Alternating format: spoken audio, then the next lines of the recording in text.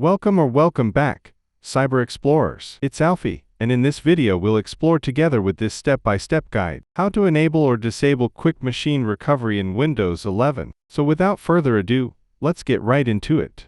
Starting with Windows 11, version 2 for H2 and the KB 506-660 update. Quick machine recovery is a feature that enables Windows devices to recover from critical errors that prevent them from booting. This feature can automatically search for remediation options in the cloud and restore devices from widespread boot failures, significantly reducing the burden on administrators when multiple devices are affected. Built on the foundation of startup repair, Quick Machine Recovery uses a secure, connected Windows recovery environment to scan Windows Update for remediation options. This allows devices to be recovered without requiring manual intervention.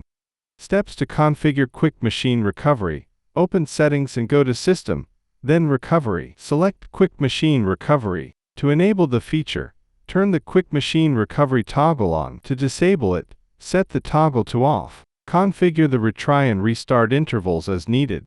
Verify recovery settings. To check the configured recovery settings, run the following command from an elevated command prompt.